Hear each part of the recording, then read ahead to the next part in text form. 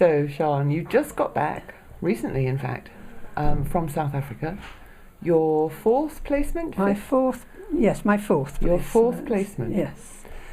First one with People and Places, as I understand. The first one with People and Places, yes. 3 with Saga, 1 So how did you find out about us, first of all?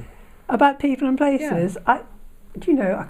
I think it was because I knew you worked. I knew other volunteers in Port Elizabeth were with People and Places. I think that must have been it. And yes. Paul may very well. And Paul. Our wonderful local partner. Absolutely, yes. And not that he said now go to. No. Actually, I think he perhaps did, because he got the news that Saga was dropping them while I was out there, and he was very shocked about it. Yeah. He first of all, he got the news that Chris Evans was no longer there, and that was okay. Yes.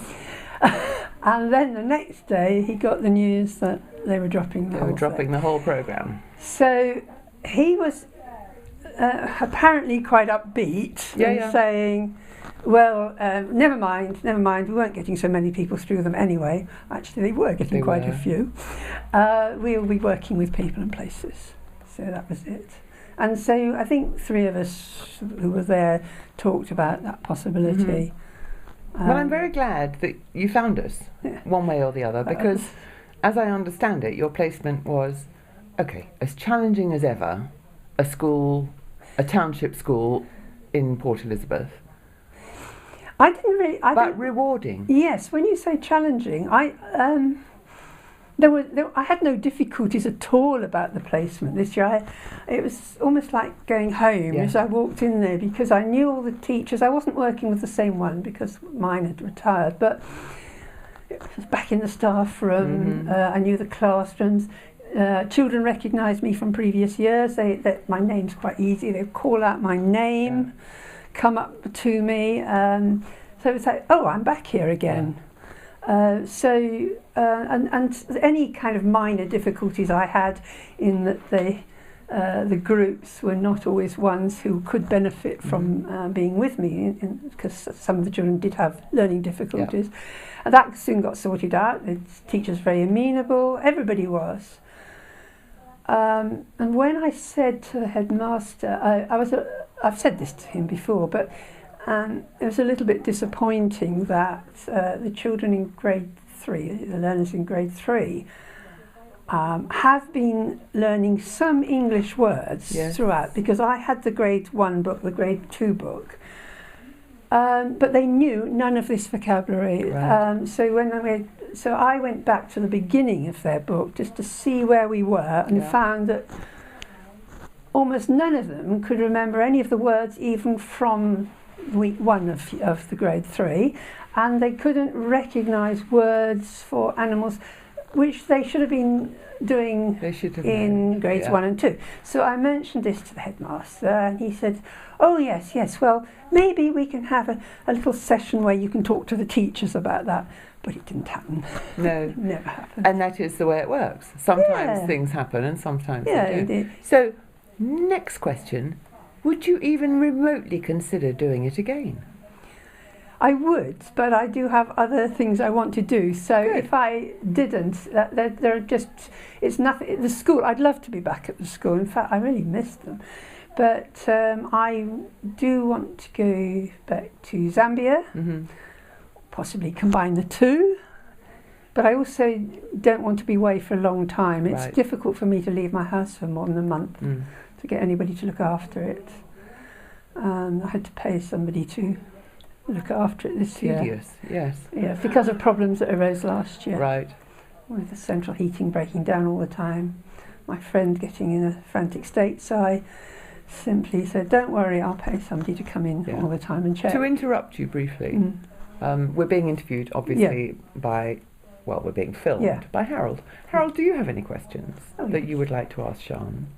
I'd like to know, Shan, what advice you give to a volunteer who is thinking about doing it.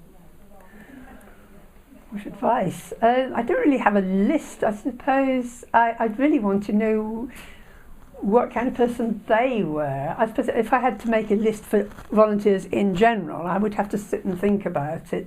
But I would talk to the person a bit and get to know a little bit about what their background was first. Which is, of course, what People and Places does. Yeah, because that makes a huge difference. Have they been in education? Yeah. But if they haven't been in education, what they might be doing, because they probably get put into grade R class, and what they might expect, because I have spent a couple of days in grade R. So and grade R in the South African system is reception. Is a reception class, which some volunteers, I have known 2 volunteers who weren't happy about it. It wasn't as they thought it was going to be. Whereas and one was a reception school teacher. I think what is very interesting about your experience is that you've worked with one of our longest term partner. Okay, Paul at Calabash. Yes, is how People and Places started effectively. He was our first partner, first projects. So he has become he is extremely good at helping the projects and the schools identify specific volunteer skills and making sure that works. Yes. And the other thing I love is that a meeting with Paul every week, if he happens to be there, but otherwise you'll meet with the school.